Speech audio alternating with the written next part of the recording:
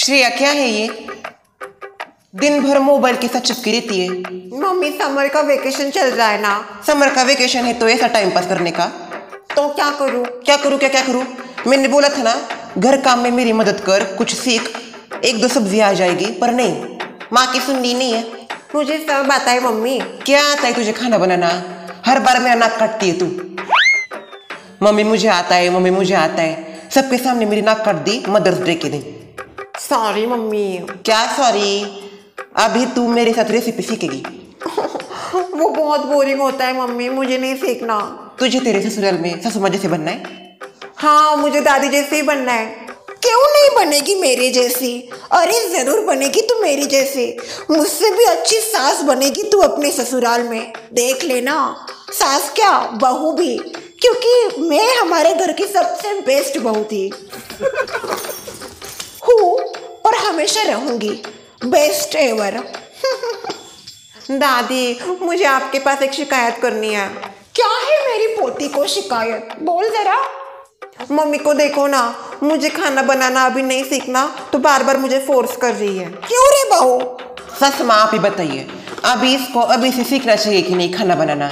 शादी हो जाएगी इसकी कुछ सालों में तो क्या करेगी ये? ए बहू, उसकी खेल कूद की उम्र है, उसे खेल कूदने दे। ये सब काम में मत डाल उसको। शादी के बाद फोन करके रोएगी, मम्मी मुझे ये नहीं आता, मम्मी मुझे वो नहीं आता, आपने कुछ सिखाया नहीं मम्मी। तो उसकी चिंता मत करो ढेबरी। मैं मेरी पोती की शादी ऐसे घर में करूंगी जहाँ पे वो महारानी जैसे रहेगी। 200-300 नौकर होंगे तेरे जैसे। गलत मत समझना, 200-300 नौकर होंगे ऐसे, ऐसा बोलना चाहती थी मैं। वहां जाके डांस करेगी? शादी के बाद तूने बड़े गुल खिलाए हैं ससुराल में। सच माँ आपको भी पता है और मुझे भी पता है, शादी के बाद मुझे सब कुछ आता था। मैंने तो पहली रसोई में क्या क्या बनाया था। उसका कैसा कैसा स्वाद था?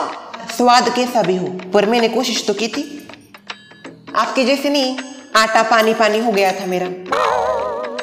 मम्मी आपने क्या क्या बनाया था आपकी पहली रसोई में, बताइए ना। मेरे पास इतना टाइम नहीं है। मम्मी प्लीज बताओ ना, आपकी पहली रसोई कैसी थी?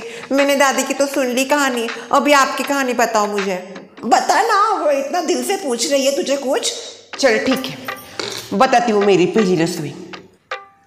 गुरुवार का दिन था, मैं नई नवेली दुल्हन।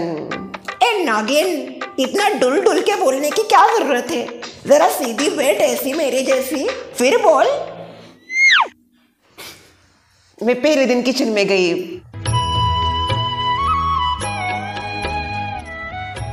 मुझे लगा सासू माँ किचन में होंगी, कुछ कर रही होंगी, मुझे लेट तो नहीं हो गया। जाके देखा तो कोई भी नहीं था।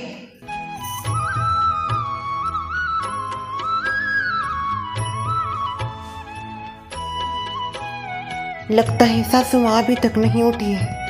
क्या करूँ मैं यहाँ पे, मुझे तो समझ में नहीं आ रहा। मुझे कुछ समझ भी नहीं आया, क्योंकि मुझे ऐसा लगता था सासू माँ बहुत जल्दी उठती होंगी, पर उस टाइम भी इनकी आदत थी 8 बजे उठने की। और अब तो उम्र के साथ 1 घंटा और बढ़ गया है, 9 बजे उठती है। तू अपनी पहली रसोई की कहानी बता रही है या मेरी बुराई कर रही है? ज्यादा टेढ़े में घुसी ना तो तुझे पता है मैं कितनी टेढ़ी हूँ। फिर तो मैं सुबह 6 बजे किचन में चली गई, पर मुझे पता नहीं था कहाँ पे क्या रखा है, क्योंकि ये तो उठी नहीं थी। अगर मैंने कुछ नहीं किया और सासू माँ आ गई और उन्होंने कहा ये नहीं किया वो नहीं किया, तो मैं क्या करूँ? नहीं नहीं शर्मिला, तुम्हें कुछ ना कुछ तो शुरू करना ही पड़ेगा। पर क्या करूँ मैं?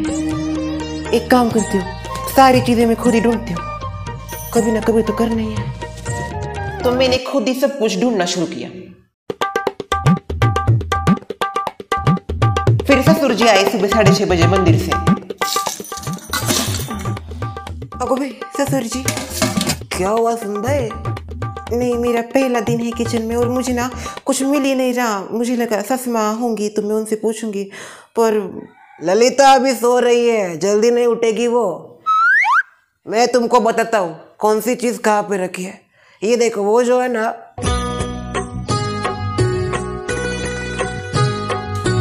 दादाजी को ये सब कैसे पता था? पर एक बात पूछूं? हाँ बोलो ना। ये सब आपको कैसे पता? ललिता का ऐसा नाटक है, कभी 7 बजे उठना, कभी 8 बजे उठना। मुझे लगती है 6 बजे चाय, तो मैं खुद उठता हूँ, चाय बनाता हूँ, थोड़ा सा नाश्ता करता हूँ और फिर चला जाता हूँ। ससुर जी, आज से आपको चाय करने की कोई जरूरत नहीं है। अरे वाह, इसी बात पे एक चाय हो जाए। अब बिलाती हूँ। बेचारे, उसमें क्या बेचारे, अगर खुद के हाथ से चाय करके पिया तो इसमें कौन सी बड़ी बात है। हर बार क्या बीवी आपको ऐसा चाय लाके दे? हाँ, मैंने बहुत किया काम। अब मेरी बहू आ गई थी तो मैं बस करूंगी आराम, ऐसे मैंने ठान लिया था। बात तो सही है दादी आपकी। तो मेरी सास ने मुझे ऐसे ऐसे ऐसे किया था, पर अब मेरी बारी थी सास बनने की, तो मैंने फुल एंजॉय किया। फिर क्या हुआ? फिर सासू माँ पधारी। ये तो एकदम शौकी हो गई मुझे किचन में देख के। उनको लगा ही नहीं था मैं उठी होंगी। सुप्रभात सासू माँ। सब मुझे बोलते थे शादी आपकी बहू की हुई है, पर नई दुल्हन तो आप ही लग रही हो। इतनी खूबसूरत दिखती थी तब मैं। फिर ये आई और मुझे कुछ नहीं बोला, बस आके बैठी और 1 कप टी। 1 cup T? ये ससुर जी के लिए, उनको एक बार देख के आती हूँ फिर आपको देती हूँ। लगता है पहले दिन से ससुर जी की फेवरेट बन गई है। फिर अचानक ससुर जी आ गए। Early early morning, hot hot tea. सुन भाई, डरो मत, मैं ही हूँ। इतना मत डरो, अब ये तुम्हारा ही घर है। चाय बहुत अप्रतिम बनी थी। थैंक यू ससुर जी। उठ गई महारानी। ललिता देखो जरा सुन भाई को, कितनी जल्दी उठी है सुबह, तुमसे पहले किचन में काम कर रही है। और तुम? कल ही बेटे की शादी हुई है। शादी में मैंने थोड़ा सा डांस ज्यादा कर लिया, इसलिए पैर दुख गए तो नींद ज्यादा लग गई। इसमें इतना क्या? अच्छा, कल शादी में सिर्फ तुम ही थी लगता है। मैं भी था ना, ये भी थी, फिर भी हम जल्दी उठे ना। जल्दी से जाओ, नहाओ और थोड़ा तैयार हो जाओ। चाय तो पीने दीजिए मुझे। पियो पियो। ससुर जी ने इनकी जरा क्लास ली वहां पे। उनका तो क्या, बस डांटना आता है उनको, पर प्यार बहुत करते हैं। हाँ, वो अलग है, कभी दिखाते नहीं सामने। ओहो दादी, शर्मा रही हो आप तो। रसोई का पहला दिन था तो मैंने सोचा सबके लिए पूरन पोली करती हूँ। सब कुछ तैयारी हो गई, पूरन पोली भी हो गई। हर कहानी में जैसे ट्विस्ट होता है वैसा मेरे कहानी में भी था। कैसा ट्विस्ट? तेरे पापा आ गए। ओहो हो, क्या दिख रही हो शर्मिला। नई शादी हो गई थी तो बहुत प्यार आ रहा था उनको मेरे ऊपर।